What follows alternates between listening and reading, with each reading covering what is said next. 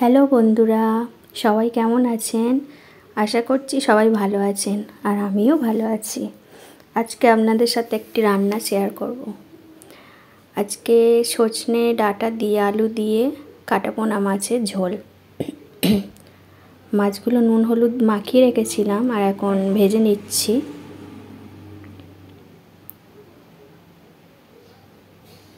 এদিকে ডাঁটা আলুও কেটে রেখেছি, একটু পেঁয়াজ টমেটো আর মশলার জন্য একটু আদা জিরে বেটে নিয়েছি।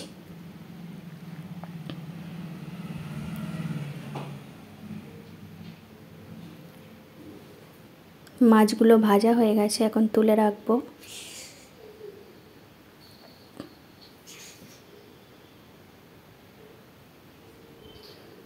আর যে কটা বাকি ছিল সেগুলো এখন ভেজে নেব।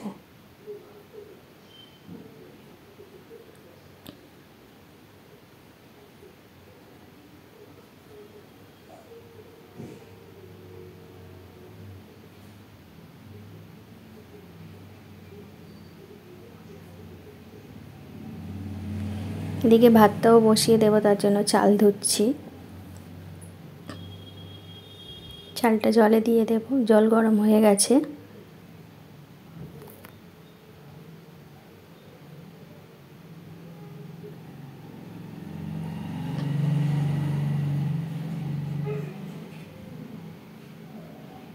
সব মাছ ভাজা হয়ে গেছে। আলুগুলো একটু ভেজে নেব।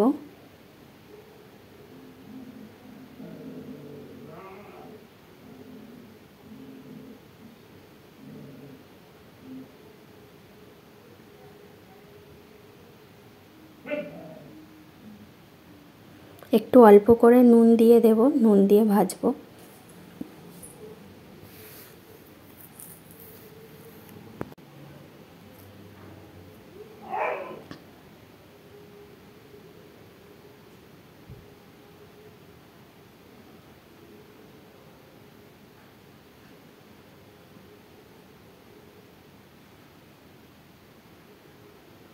আলুগুলো ভাজা হয়েছে, এবার ওর মধ্যেই পেঁয়াজগুলো দিয়ে দেব।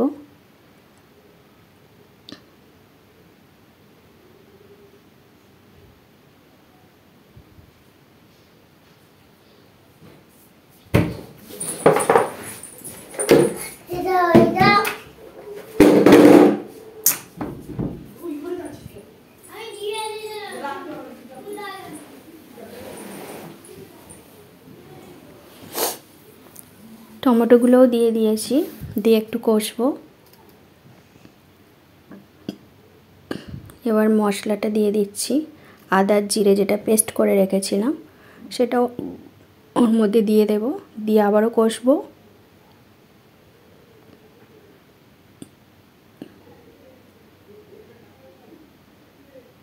ভালোভাবে কষে নিতে হবে। এখন কষানো হয়ে গেছে, তাই এখন হলুদ গুঁড়ো, লঙ্কা গুঁড়ো একটু অল্পই দেবো, কারণ আমার ছোট ছেলে আছে, সে খাবে, বেশি ঝাল হয়ে গেলে খেতে পারবে না। একটু লবণ আর ডাঁটাগুলো দিয়ে দেব, দিয়ে এখন আবারও ভালো করে কষে নেব।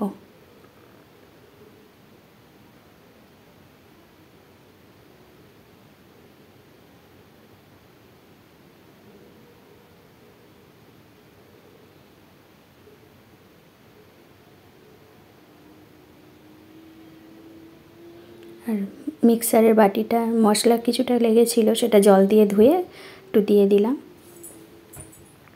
দিয়ে আবারও ভালোভাবে কষে নেব।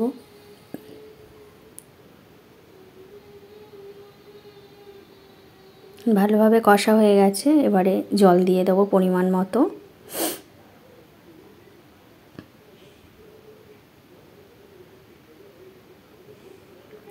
চাপা দিয়ে কিছুক্ষণ হতে দেব। হয়ে এসেছে, আলু ডাঁটা প্রায় সিদ্ধ হয়ে এসছে। এখন মাছগুলো দিয়ে আবারও চাপা দিয়ে কিছুক্ষণ ফুটিয়ে নেব, নিলেই আমাদের রান্না হয়ে যাবে।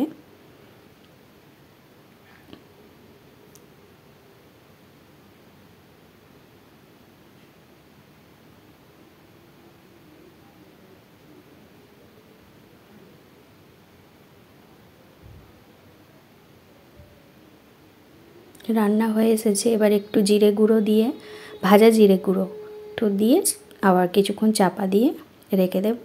আমার রান্না হয়ে গেছে। এইভাবে একবার রান্না করে খেয়ে দেখুন, ভালো লাগবে। আর ভিডিওটা কেমন লাগলো আমাকে কমেন্ট করে জানাবেন, আর সাবস্ক্রাইব করতে ভুলবেন না।